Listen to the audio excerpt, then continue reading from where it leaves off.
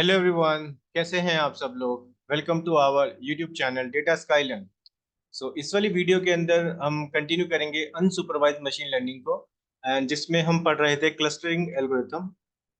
And the last video we have discussed about K means clustering. I think वो आप लोगों को अब अच्छे से समझ आ गया होगा। मैंने उस पिछली वीडियो में इंट्यूशन बताया था के मींस का, जहाँ पे बेसिकली हम करते क्या थे। हम क्लस्टर बनाते थे जो भी सिमिलर डेटा पॉइंट्स होते थे, राइट, उनको ग्रुप बनाते थे, और वहां पे हम एक कंसेप्ट यूज करते थे सेंट्रोइड का, राइट, जहाँ पे हम सेंट्रोइड सेंटर बनाते थे, राइट। इस वाली वीडियो के अंदर हम देखेंगे हिरारिकल क्लस्टरिंग के बारे में। तो ये भी एक हमारी सेकंड एल्गोरिथम होती है अनसुपरवाइज्ड मशीन लर्निंग के अंदर। इसके बारे में बताता हूँ। सबसे पहले देखते हैं like what is the difference between hierarchical clustering and के मींस। एक छोटा सा डिफरेंस है दोनों के बीच में, उसको समझते हैं। क्योंकि एट द एंड काम ये भी वही करती है, क्लस्टरिंग करना मतलब ग्रुप बनाना, राइट। जैसे मैं आपको बताता हूँ, लेट्स सपोज मेरे पे ये डेटा पड़ा हुआ है, 3 डेटा, राइट, इस तरह से। और जब मैं इस पे क्या लगाऊंगा, हिरारिकल क्लस्टर, राइट, तो सेम ये वाला, ये भी बेसिकली करेगा क्या, इन तीनों जो डेटा पॉइंट पड़े हुए इन सबको क्या कर देगा, ग्रुप कर देगा, मतलब क्लस्टर बना देगा इनका, ठीक है। Hierarchical clustering. एक काम करता हूँ, मैं इसको कॉपी कर लेता हूँ, ठीक है, और यहाँ पे पेस्ट कर देता हूँ। तो यहाँ पे एक डिफरेंस होगा, क्या चीज डिफरेंस ये होगा, सबसे पहले मैं क्लस्टर बना देता हूँ। एक क्लस्टर ये बन जाएगा, एक क्लस्टर ये बन जाएगा, ठीक है, और एक क्लस्टर ये बन जाएगा। अब वहां तो के मीन्स में बताऊं तो के मीन्स में हम बेसिकली करते क्या थे, हमारे पास सेंट्रोइड होता था के मीन्स के अंदर, तो राइट। अगर मैं के मीन्स की बात करूं, तो के मीन्स पे तो हम जो क्लस्टर बनाते थे, राइट, उससे पहले हम सेंट्रोइड बनाते थे, यानी कि की वैल्यू को इनिशियलाइज करके बेसिकली सेंटर। बट हिरारिकल में क्या होता है, इसके अंदर कोई हम ऐसा, जैसे के की वैल्यू 3 है, राइट, तो 3 आप देख रहे हो क्लस्टर बन गए। बट यहाँ पे ना कोई भी सेंट्रोइड नहीं होता है, यानी कि नो सेंट्रोइड। यही एक मेन डिफरेंस है, नो सेंट्रोइड। अभी क्लस्टर बनाता कैसे, मैं वो भी आपको बताता हूँ। बट इसमें जो मेन ये होता है कि यहाँ पे कोई भी सेंट्रोइड नहीं होता है, ठीक है। तो इसके लिए अब ये क्लस्टर बनाता कैसे, इसके लिए दो अप्रोचेस यूज करता है, मैं आपको वो बताता हूँ। एक होती है एग्लोमेरेटिव, एक होती है डिविसिव, ठीक है, मैं दोनों के बारे में लिख देता हूँ। पहली हमारे पास है एग्लोमेरेटिव। एक समझ आ जाएगी ना, तो आपको दूसरी वाली तो ऑटोमेटिकली समझ आ जाएगी। एग्लोमेरेटिव। एंड सेकंड है हमारे पास डीसीबी, यानी कि डिवीजन करना। मैंने ऊपर लिखा हुआ भी है, तो सही कर देते हैं एक बार। डीसी डिविजिव, ठीक है। एग्लोमेरेटिव एंड डिविजिव, ये बेसिक डिवीजन वाली है। ठीक है, हम एग्लोमेरेटिव को समझते हैं, ये वाली ऑटोमेटिकली समझ आ जाएगी, डिविजिव वाली, ठीक है। मेन डिफरेंस यही है कि के मीन्स और हिरारिकल में जो मेन डिफरेंस होता है, यहाँ पे जो क्लस्टर बनाते हैं, यानी कि जो हम ग्रुपिंग करते हैं सिमिलर डेटा पॉइंट्स की, यहाँ पे कोई भी सेंट्रोइड नहीं होता है, राइट। क्लियर। तो अब मैं बताता हूँ सबसे पहले आपको एग्लोमेरेटिव, ये वाली अप्रोच को समझते हैं। और उससे पहले मैं एक काम करता हूँ, सबसे पहले मैं आपको इसकी एक बार डेफिनेशन भी रीड कर लेता ताकि आपको और अच्छे से क्लियर हो जाए।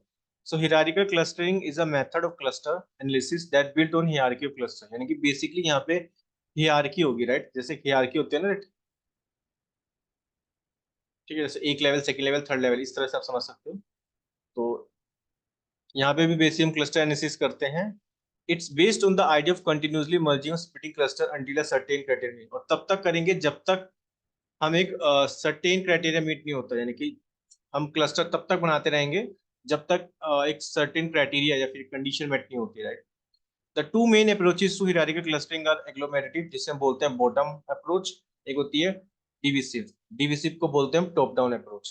ठीक है, तो मैं एग्लोमेरेटिव बता देता हूँ, एक समझ आ जाएगी ना, तो आपको डिविसिव वाली तो ऑटोमेटिकली समझ आ जाएगी, तो आप ये बोल सकते हो। सो ये दोनों के इन्वर्स है, मतलब ठीक है, ये इसका इन्वर्स है। तो सबसे पहले हम समझते हैं एग्लोमेरेटिव में। देखो, अब सबसे पहले हम ये सीखते हैं एग्लोमेरेटिव से भी पहले कि हायरार्किकल क्लस्टरिंग में क्लस्टर बनते कैसे हैं। ठीक है, तो इसके बारे में बताता हूँ। बहुत सिंपल है, क्योंकि यहाँ पे ऐसा कोई सेंट्रोइड नहीं होता है।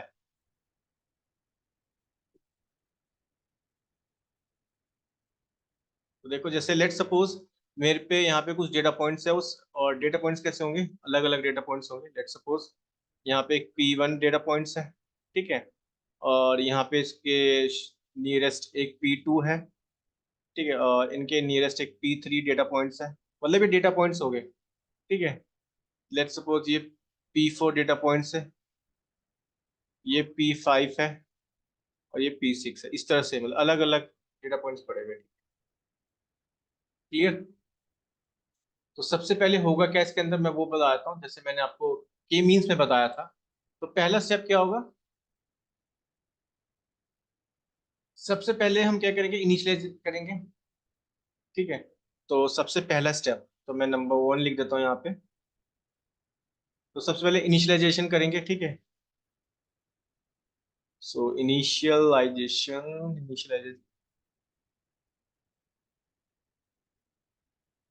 ठीक है, तो इसके अंदर हम करेंगे क्या, सो बेसिकली इसमें हम क्या मानेंगे, हर एक डेटा पॉइंट्स को ना हम क्लस्टर ट्रीट करके चलेंगे कि भाई वो क्लस्टर है। जैसे आप P1 देख रहे हो, डेटा पॉइंट है, right? तो उसको हम एक क्लस्टर मान के चलेंगे, राइट। अगर आपके पास n डेटा पॉइंट्स हुए, तो हम बोल सकते हैं कि हमारे पास n क्लस्टर होंगे। ठीक है, तो वो मैं लिख देता हूँ यहाँ पे।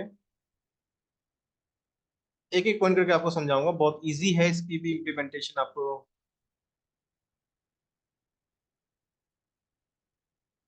सॉरी।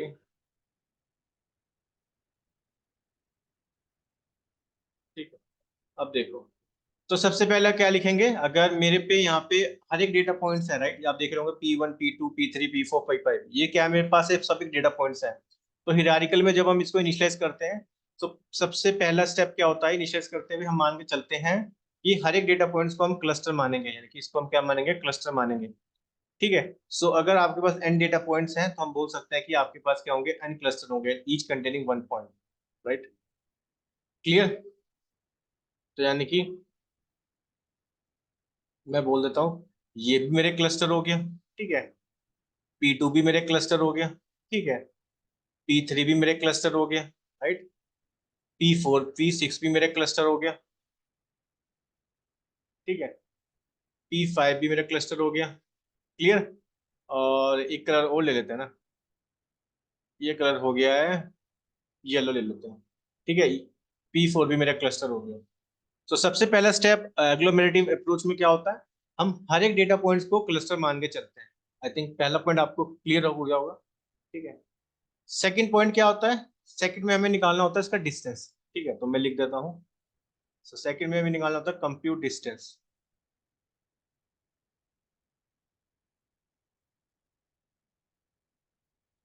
ठीक है, हम डिस्टेंस निकालेंगे।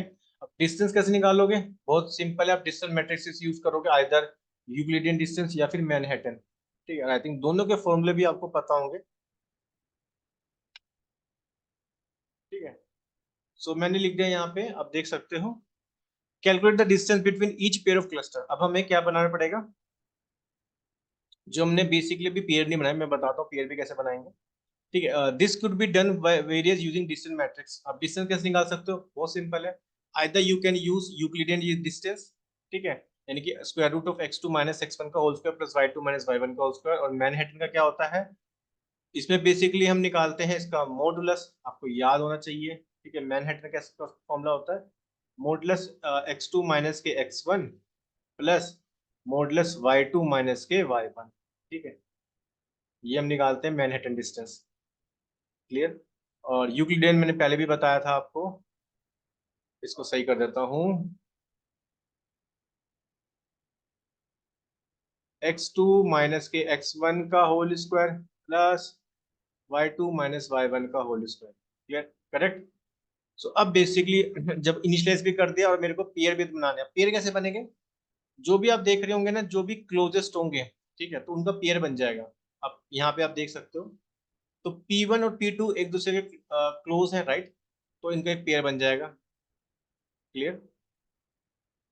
सिमिलरली P5 और P6 एक दूसरे के क्लोजर है, तो इनका क्या बन जाएगा? पेयर बन जाएगा। ठीक है, इनका क्या बन जाएगा? पेयर बन जाएगा। ओके, ये नहीं आ रहा है ना, इसको एक काम करते हैं, इसको चेंज कर लेते हैं, यहाँ पे कोई दिक्कत नहीं है। तो यहाँ पे एक इसका पेयर बन गया। करेक्ट? ठीक है, अब आप देख रहे होंगे सिमिलरली हम बोल सकते हैं, अब ये दूसरे एक दूसरे के क्लोजर हो गए, ठीक है, तो इन दोनों का पेयर बन जाएगा, बिल्कुल सही। ठीक है, अब ये एक दूसरे के क्लोजर हो गए, तो इन दोनों का पेयर बन जाएगा, यानी कि इन दोनों का क्लस्टर बन जाएगा। अब ये दोनों एक दूसरे के क्लोजर हो गए, तो हम ये बोल सकते हैं ओवरऑल ये एक हमें फाइनल वाला क्लस्टर मिल जाएगा। ठीक है, ये पूरा का पूरा क्लस्टर मिल गया हमें। ठीक है, तो थर्ड पॉइंट हमारा यही होगा, हम मर्ज कर देंगे जो भी क्लोज क्लस्टर होंगे ना। तो थर्ड पॉइंट हमारा क्या होगा? We will merge the close, मैं लिख देता हूँ यहाँ पे, मर्ज क्लोजेस्ट क्लस्टर्स। ठीक है, हम मर्ज कर देंगे जो भी नजदीक वाले क्लस्टर्स होंगे ना, उनका पेयर बना देंगे बेसिकली। तो मैं लिख देता हूँ यहाँ पे, देखो काफी कितना इजी है, राइट? इनिशियलाइज किया, डिस्टेंस निकाला, और जो भी क्लोज वाले हैं उनको हम पेयर बना रहे हैं। तो find the two clusters that are closest to each other, मैंने वही बताया आपको, जैसे एक दूसरे के क्लोजर थे तो इनका मैंने एक पेयर बना दिया, राइट? वही यहाँ पे लिखा है कि find the two cluster that are closest to each other based on the distance matrix choose in step 2। जो भी आपने डिस्टेंस निकाला था, आप देखा था ना भाई, इन दोनों का डिस्टेंस निकाला, तो ये डिस्टेंस दोनों का क्लोजर है, तो इसका आपने क्या किया? पेयर बना दिया, राइट? बाय डिस्टेंस कैसे निकाला था? Either you can use Manhattan और यूक्लिडियन डिस्टेंस, वो भी डिपेंड करता है आपके डेटा पॉइंट्स के नेचर पे कि आपको यूक्लिडियन यूज करना है या फिर मैनहट्टन यूज करना है। बट एसकेएलएन में आपको इतना कोई प्रॉब्लम नहीं होगी, वहां तो आप एल्गोरिथम में ऑटोमेटिकली ही सब कुछ यूज करेगा, ऑटोमेटिकली कौन सा उसे लेके चलना है, आइदर यूक्लिडियन और मैनहट्टन, वो भी हम देखेंगे। क्लियर? तो मैंने थर्ड क्या होता है? Merge the closest cluster, right? हमने मर्ज कर दिया जो भी नजदीक वाले क्लस्टर थे, right? So find the two cluster that are closest to each other based on the distance matrix, जो हमने डिस्टेंस मैट्रिक्स ली थी स्टेप 2 में, merge this two cluster into single cluster, right? हमने दोनों क्लस्टर को मिला के सिंगल क्लस्टर बना दिया, जैसे P1 से P2 से एक क्लस्टर बन गया। फिर मैंने देखा ये दूसरे क्लोजर है, तो इन दोनों का भी क्लस्टर बन गया, राइट? सिमिलरली P5 और P5 सिक्स सिक्स एक क्लस्टर बन गया, और मैंने देखा ये दोनों एक दूसरे क्लोजर है, तो इन दोनों का क्लस्टर बन गया। फाइनल क्या हुआ कि भाई ये दोनों एक दूसरे के क्लोजर है, तो इनका पूरा का पूरा क्लस्टर बन गया। क्लियर? और वही हमारा होगा। ठीक है, फोर्थ स्टेप में हम, पता ही है आपको, जैसे वहां पे हम क्या करते थे, वहां तो बेसिकली हम मीन निकालते थे डिस्टेंस को अपडेट करने के लिए। ठीक है, तो यहाँ पे हम बेसिकली क्या करेंगे? अपडेट कर देंगे, जो भी हमारा फाइनल क्लस्टर होगा ना पास वाला, उनका एक ही क्लस्टर बना देंगे। तो मैं लिख देता हूँ यहाँ पे अपडेट डिस्टेंस।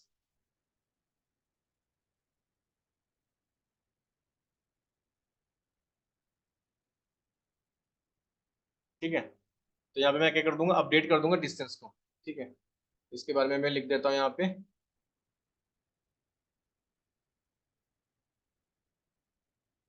देखो, recalculate the distance between new clusters and the other cluster. जो भी आपने क्लस्टर बनाए और बाकी जो क्लस्टर थे, हमने दोनों के बीच में क्या निकालेंगे? डिस्टेंस। अब मैं देखूंगा, जैसे इनका मैं डिस्टेंस निकालूंगा, तो इनका एक क्लस्टर बन जाएगा, वही मैं बता रहा हूँ यहाँ पे। ठीक है, this is typically done using linkage method, like single linkage. जो भी नियरेस्ट नेबर होंगे ना, आप उनका क्लस्टर बना दोगे, and complete linkage for the neighbour, for the neighbour और एवरेज लिंकेज। ठीक है, क्लियर है? तो बहुत सिंपल है, आप यही मेन है कि जो भी एक दूसरे के क्लोज आते रहेंगे, हम उनका एक क्लस्टर बनाते रहेंगे। सबसे पहले हर एक डेटा पॉइंट का क्लस्टर बनाएंगे। ठीक है, अब डेटा पॉइंट्स का बनाने के बाद हम क्या करते हैं? बेसिकली उनका डिस्टेंस निकालते हैं, डिस्टेंस के बेस पे हम जो भी क्लोज होते हैं उनका क्लस्टर बना देते हैं। ये स्टेप हम करते रहते हैं तब तक जब तक हमें एक क्लस्टर नहीं मिल जाता, कंप्लीट क्लस्टर, राइट? जैसे अब मैंने यहाँ पे लिखा हुआ भी है, सबसे पहले हमने सिंगल लिंकेज बनाया, यानी कि जो भी नियरेस्ट नेबर है, इसको सही कर लेते हैं पेन को एक बार।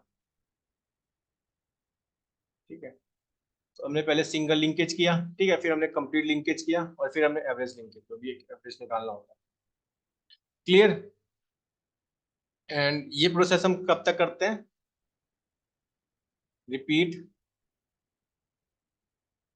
ये प्रोसेस हम कब तक करते हैं, यानी कि हमें रिपीट करने होंगे स्टेप 3 और 4 जब तक एक हमारी क्राइटेरिया मीट नहीं हो जाता, यानी कि जो मैंने ऊपर बताया था, right. So repeat step 3 and 4 until all data points belong to a single cluster. बिल्कुल सही। जब तक हमें एक सिंगल क्लस्टर नहीं मिल जाता तब तक हम इस एक्टिविटी को परफॉर्म करेंगे, यानी कि स्टेप 3 और 4 को, राइट। और अंटिल स्टॉपिंग क्राइटेरिया, जब तक या फिर हमारे क्राइटेरिया मीट नहीं हो जाता, यानी कि सर्टेन नंबर ऑफ क्लस्टर, यानी कि जब हमें एक सर्टेन नंबर क्लस्टर मिल गए हैं तब भी हम इसको स्टॉप कर सकते हैं। बट मेन तो यही है कि जब तक हमें एक सिंगल क्लस्टर नहीं मिल जाता और स्पेसिफिक डिस्टेंस थ्रेशोल्ड के बीच। मैं ये भी बताऊंगा कि वो थ्रेशोल्ड के बारे में क्या बात कर रहे हैं, ठीक है। इसको एसक्यूएल में भी देखेंगे। क्लियर। तो बहुत सिंपल था इसका इंट्यूशन, आई थिंक आप लोगों को समझ आ गया होगा, ठीक है।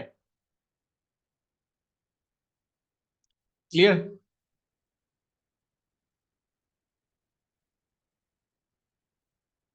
ठीक है, ये आई थिंक आपको समझ आ गया होगा। अब मैं आपको बताता हूँ वो क्लस्टर, जैसे कितने क्लस्टर बन रहे हैं वो भी हम देख सकते हैं बाय यूजिंग डेंडोग्राम।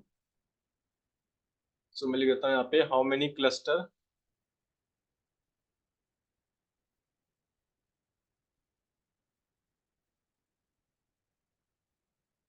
तो इसके लिए हम कंसेप्ट यूज करते हैं यहाँ पे डेंडोग्राम का।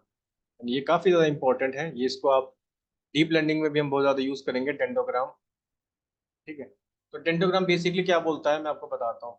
तो बेसिकली ना ये एक यहाँ पे हम प्लॉट करेंगे क्या चीज, यहाँ पे एक होगी एक्स एक्सिस, एक होगी वाई एक्सिस, ठीक है। तो ये मेरी हो जाएगी एक्स एक्सिस।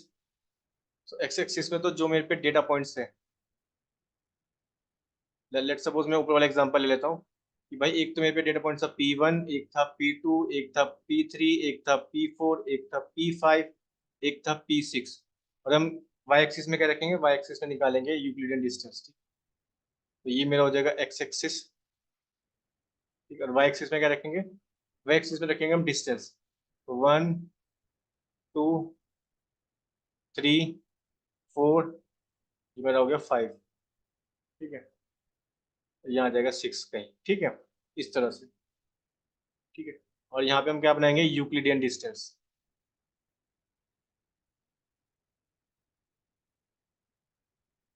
क्लियर। जैसे आप देख सकते हो पहला वाला यानी कि जी P1 P, ठीक है। तो ये मेरे को मिल रहा था P1 और P2 का एक ग्रुप बना, ठीक है। तो मैं ऐसे बोल सकता हूँ P1 और P2 का एक ग्रुप बना, यानी कि इनका एक क्लस्टर बना। क्लियर। देन हुआ क्या, उसके बाद सिंपल, फिर इन दोनों का एक क्लस्टर बन गया, यानी कि इन दोनों का क्लस्टर बन गया, करेक्ट, ठीक है। फिर क्या हुआ, P4, आई थिंक P5 और P6 का ग्रुप बना था, राइट। मैं चेक कर लेता हूँ एक बार। हाँ, P5 और P6 का ग्रुप बना, यानी कि इनका क्लस्टर बन गया था।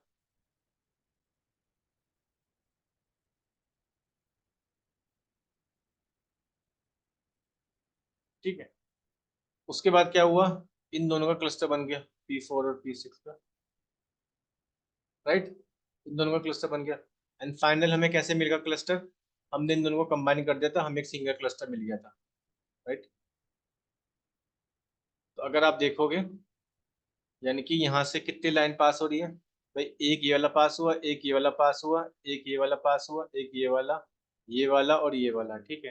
तो हम बोल सकते हैं हमने कितने क्लस्टर बनाए होंगे, हमने 1, 2, 3, 4, 5, 6, 6 क्लस्टर बनाए, यानी कि पहले वाले के लिए, ठीक है। सिमिलरली इस वाले में देख सकते हो भाई, एक मेरे को यहाँ मिला, एक यहाँ मिला, ठीक है। एक यहाँ मिला और एक यहाँ मिला, तो मेरे को बने मैंने 4 क्लस्टर, ठीक है।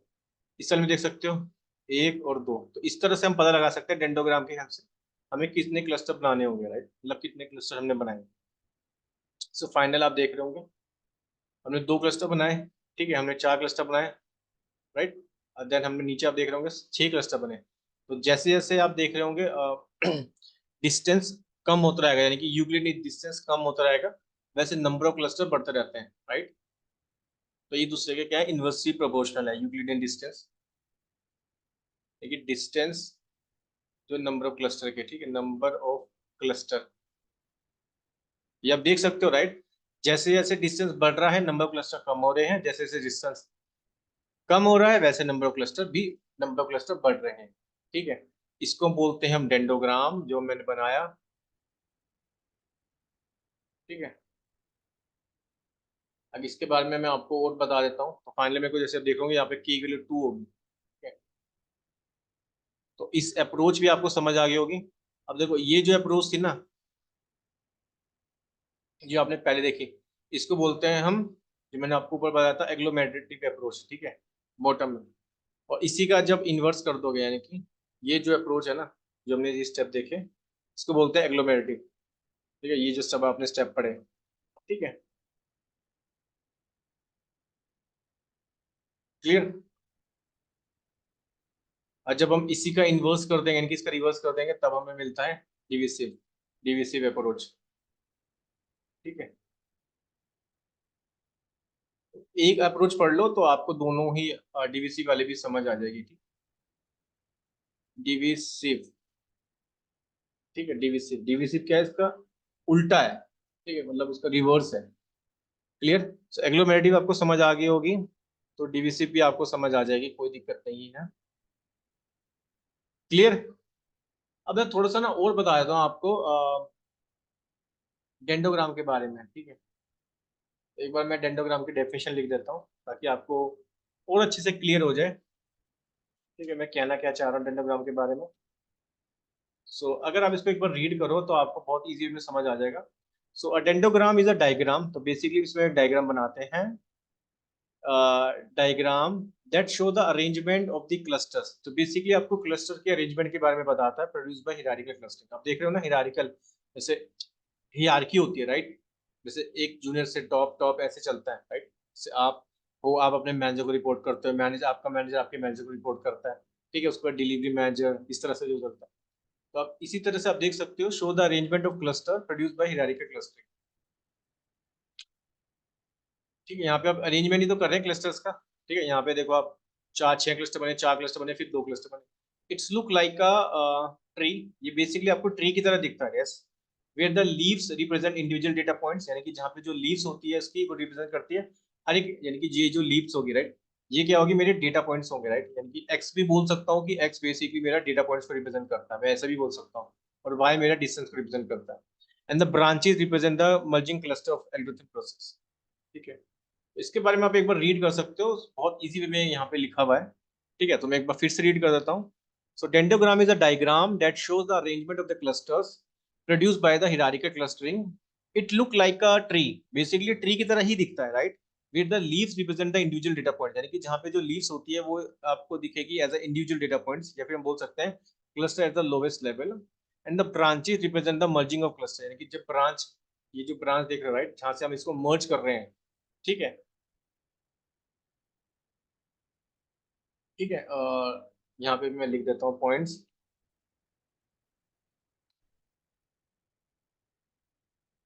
तो देख सकते हो। तो डेंडोग्राम के अंदर बेसिकली होता क्या है। ठीक है, डेंडोग्राम के अंदर होता क्या है। एक्स एक्सिस रिप्रेजेंट करती है आपका इंडिविजुअल डेटा पॉइंट, मैंने वही बताया, यानी कि क्लस्टर्स के बारे में। वाई एक्सिस क्या रिप्रेजेंट करती है, डिस्टेंस, यानी कि यूक्लिडियन डिस्टेंस, या फिर बोल सकते हो आप डिसिमिलरिटी बिटवीन द क्लस्टर्स। ठीक है, अब एक्स एक्सिस हमेशा याद रखो कि वो डिपेंड करेगी आपका डेटा पॉइंट्स, मैं बार बार बता रहा हूँ, ये पता होनी चाहिए आपको। और वाई एक्सिस रिप्रेजेंट करती है आपका यूक्लिडियन डिस्टेंस। ठीक है, मतलब कोई सा भी डिस्टेंस हो सकता है, मैं यहाँ पे यूक्लिडियन ले रहा हूँ, मतलब कोई सा in the sense either Euclidean होगा या मैनहट्टन होगा, राइट। और height of each vertical line, यानी कि हर एक इनकी वर्टिकल लाइन, देख सकते हो इनके बीच की जो ये लाइन है। ठीक है, और branch in the dendrogram indicate the distance और डिसिमिलरिटी, यानी कि वो डिस्टेंस के बारे में बताती है।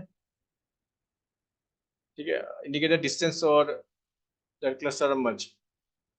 The height of the each vertical line in the dendrogram indicate the distance और dissimilarity।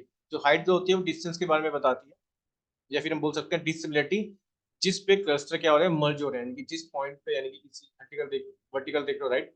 तो यहाँ पे इस पे मर्ज हो गया था, राइट। तो यानी कि ये जो लाइन है वर्टिकल लाइन जैसे जाएगी, राइट, तो इस पॉइंट पे मर्ज हुआ था ये वर्टिकल लाइन। क्लियर।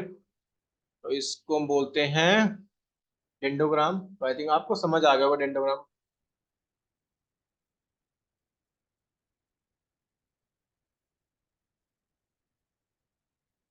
यहाँ पे कोई एक पॉइंट, सॉरी, इसको हम चेंज कर लेते हैं।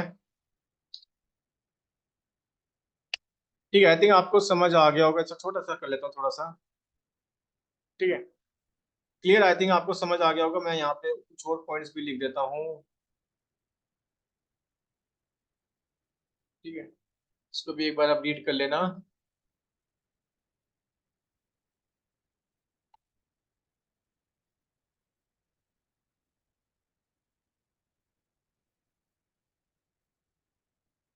ठीक है, अब इसको भी एक बार रीड कर लेना। So dendrogram are useful for visualizing the hierarchical relationship between the cluster and the determine the appropriate number of cluster, कि आपको कितने नंबर ऑफ क्लस्टर बनाने हैं, राइट। जो क्लस्टर्स, और ये आपको रिलेशनशिप बताता है कि आपको कितने नंबर ऑफ क्लस्टर बनाने हैं।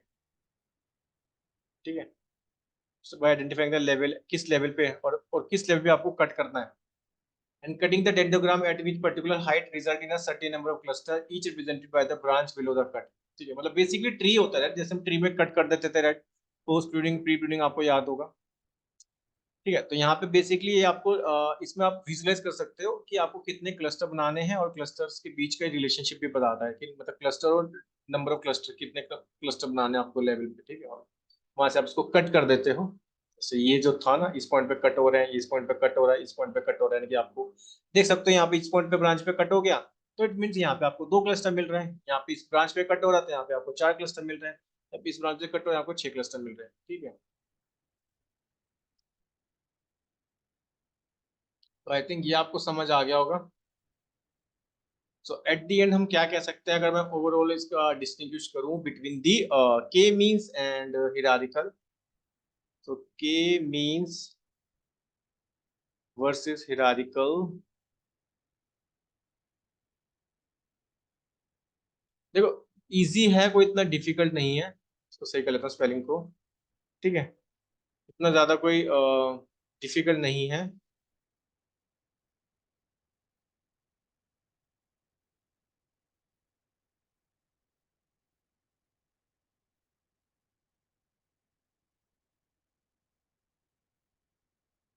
ठीक है, के मीन, अब देखो, अगर मैं मेन डिफरेंस बताऊं, तो डेटा सेट्स का साइज,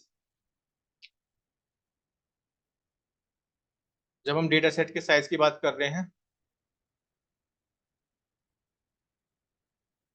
ठीक है, तो हमेशा याद रखो, जब आपके पास लार्ज डेटा सेट हो, तो ठीक है, जब स्मॉल हो, तो जब भी लार्ज हो तब आपको यूज करना है क्या चीज, तब आपको यूज करना है की मीन्स। क्योंकि अगर लार्ज डेटा सेट होगा और आप हर एक डेटा पॉइंट का क्लस्टर बनाना, तो फिर ज्यादा कॉम्प्लेक्स हो जाएगा। ठीक है, तो स्मॉल के केस में आप हिरारिकल यूज कर सकते हो,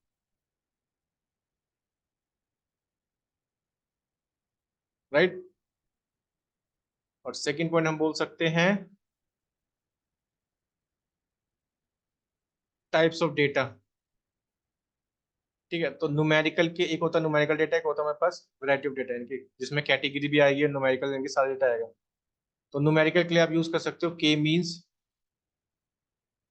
या मैं लिख देता हूँ, बोथ ही लिख देता हूँ, आपको इजी में समझ आएगा। दोनों ही यूज कर सकते हो न्यूमेरिकल में, तो बोथ यू कैन यूज। लेकिन वेराइटी ऑफ डेटा, यानी कि जब आपके पास, जैसे आपके पास फिर मान के चलो एक फीचर न्यूमेरिकल है, या फिर कैटेगरी फीचर में, दोनों में रिलेशन पता लगानी है।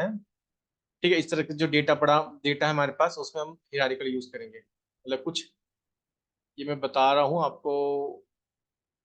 ठीक है, समझ आ गया होगा। काफी ज्यादा सिंपल है, राइट, इतना ज्यादा कोई डिफिकल्ट नहीं है। ठीक है, इतना ज्यादा कोई डिफिकल्ट नहीं है, इजी ही है। क्या लिख देता हूँ, हिरारिकल, हिरारिकल। ठीक है, क्लियर। तो एक पॉइंट आई थिंक आपको समझ आ गया होगा। पर जहाँ पे डेटा सेट की बात करें, अगर ह्यूज डेटा सेट है तो then definitely you can go with K means, अगर स्मॉल है तो हिरारिकल। टाइप्स ऑफ डेटा बात करें, न्यूमेरिकल डेटा ही पड़ा आपके पास, तो you can use any one, like any you can use, like either you can use के मींस और हिरारिकल। ठीक है, so but variety of data, यानी कि जब आपके पास मिक्सचर ऑफ डेटा है, जैसे हम बोल सकते हैं कि जहाँ पे कैटेगरी डेटा है, ठीक है, और आपको न्यूमेरिकल भी है, तब वहाँ पे आप यूज करो हिरारिकल वाली क्लस्टर। तो अगर मैं इसका ओवरऑल बताऊं आपको, इसको एक बार आप रीड कर सकते हो। देखो टाइप ऑफ एल्गोरिथम, दोनों के मींस क्या करते हैं, पार्टीशन करते हैं, जिसको हम बोलते हैं नॉन हिरारिकल और उसको बोलते हैं hierarchical, right. Number of cluster must specify the number of cluster before hand, पहले हमें क्लस्टर पता होना चाहिए, राइट। जैसे मैं की वैल्यू इनिशियलाइज करता था 3, राइट, तो 3 सेंट्रोइड बनाऊंगा, उस हिसाब से 3 क्लस्टर बनाऊंगा, right. So can result in hierarchical cluster, no need of to specify beforehand, इसमें आपको पहले से पता नहीं होने की जरूरत भी चलेगी कि आपको कितने क्लस्टर बनाने हैं, क्योंकि यहाँ पे तो आपको हर एक डेटा पॉइंट को पहले इनिशियल लेवल से आपको क्लस्टर मांग के चलना है, right. Cluster shapes. Assume cluster as spherical and isotropic, but can accommodate different cluster shapes and size. Obviously, hierarchical में तो कोई सी भी शेप ले सकता है वो, राइट। इनिशियल सेंट्रोइड, पहले आप रेंडमली इनिशियलाइज करोगे, आप कुछ मांगे चलोगे, की वैल्यू 3, 4, 5 कुछ भी दे दोगे, बट यहाँ पे आप सारे डेटा पॉइंट्स को क्लस्टर मांग के चलते हो, right. Number of iteration, continuous करोगे तो कन्वर्जन है कि जब तक आपको सेंट्रोइड, जब तक जब बोलते नहीं, जब तक हम सेंट्रोइड यानी कि वो कन्वर्ज नहीं कर देता, ठीक है, तब तक आपको करना है। यानी कि हम जब बोलते हैं, जब वो सेंट्रल जो नियर डेटा पॉइंट तक नहीं पहुंच जाता, राइट, तब तक आपको करने हैं। या फिर, और इसमें तो हमें पता ही है कि इटरेशन में कोई ऐसा कोई जरूरत नहीं है, depend on number of data points and desired number of cluster, कि कितने क्लस्टर आपको बनाने हैं, but at the end finally तो आपको वन डेटा क्लस्टर ही मिलता है। लेकिन आप स्टार्टिंग से, आप इनिशियल से, जब हम इनिशियलाइज करते हैं, हम हर एक डेटा पॉइंट्स को क्लस्टर मांगे चलते हैं। तो स्केलेबिलिटी की बात करूँ तो ऑब्वियसली मैंने बताया कि लार्ज डेटा सेट के लिए काफी अच्छा है के मींस, और ठीक है, और कॉम्पिटिशनली इंटेंसिव है for large data set but for many data points. But scalability की बात करूं तो ऑब्वियसली स्मॉल डेटा सेट के लिए हायरार्किकल अच्छा होगा, कहने का मतलब ये है। इंटरप्रेटिव की बात करूं तो can less initiative due to predefined cluster numbers, तो ये बार पढ़ सकते हो, राइट। वो डेंडोग्राम प्रोवाइड कर देता है। आउटलायर सेंसिटिव टू आउटलायर हो सकता है, वो लेस सेंसिटिव होता है आउटलायर के ड्यू टू मर्जिंग प्रोसेस, क्योंकि वहाँ पे मर्ज कर देता है। रिजल्टिंग स्ट्रक्चर, यहाँ पे फ्लैट क्लस्टर क्लस्टर मिलेंगे, हिरारिकल वहाँ पे हिरारिकल फॉर्म में मिलेंगे, ट्री वाले मिलता है डेंडोग्राम, तभी इसको हिरारिकल बोलते हैं। तो अगर कॉम्प्लेक्सिटी की बात करें तो typically fast and simple implement, इसको इम्प्लीमेंट करना सिंपल है के मीन्स को, राइट। बट इसको कभी कभी ज्यादा ही कॉम्प्लेक्स हो सकता है, बिकॉज अगर आपके पास लार्ज डेटा सेट है, राइट, लार्ज डेटा सेट पे आप काम कर रहे हो और आपकी और सियारे का यूज करो, तो आपको वहाँ पे हर एक डेटा पॉइंट को क्लस्टर बनाना पड़ेगा, ऐसे आपको कितने क्लस्टर बनाने पड़ेंगे, जिसकी वजह से ये चीजें कॉम्प्लेक्स हो सकती है, राइट। सो काफी ज्यादा इजी था हिरारिकल क्लस्टर भी, आई थिंक आप लोगों को समझ आ गया होगा। बट मेन ये था कि इसमें ऐसा कोई सेंट्रोइड नहीं होते हैं, राइट। यहाँ पे हम हर एक डेटा पॉइंट को क्लस्टर मान के चलते हैं, और उसको हम क्या करते हैं, जो भी नियरेस्ट वाले होते हैं उनको, उनकी ग्रुपिंग करते रहते हैं, और तब तक करेंगे जब तक एक या तो कोई कंडीशन मेट नहीं हो जाती, या फिर हमें एक फाइनल क्लस्टर यानी कि सिंगल क्लस्टर नहीं मिल जाता। और जिसके लिए दो अप्रोचेस हमने पढ़ी, एग्लोमेरेटिव या फिर डिविसिव। एग्लोमेरेटिव का मतलब होता है बॉटम अप्रोच, इसका मतलब होता है टॉप अप्रोच। अगर आपने बॉटम अप्रोच समझ ली तो ये इसका इनवर्स है, कुछ नहीं है, बस, ठीक है, क्लियर। तो आई थिंक आपको हिरारिकल क्लस्टर भी समझ आ गया होगा दोनों के बारे में, कि जहाँ पे हिरारिकल क्लस्टर कैसे होते हैं, हिरारिकल फॉर्म में होते हैं, राइट। और तब तक हम उसको मर्ज करते रहेंगे जब तक कंडीशन मेट नहीं होता थी। तो इसी के साथ हमारा हिरारिकल क्लस्टर भी होता है कंप्लीट।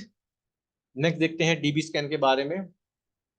सो इसी तरह बने रहिए मेरे साथ डेटा साइंस की जर्नी में। अगर आपको इस वीडियो से कुछ सीखने को मिल रहा है तो चैनल को लाइक करें, वीडियो को सॉरी चैनल को सब्सक्राइब करें, वीडियो को लाइक करें। मैं मिलता हूँ आपको अपने नेक्स्ट वीडियो में नए टॉपिक के साथ। So see you all in my next video, thank you.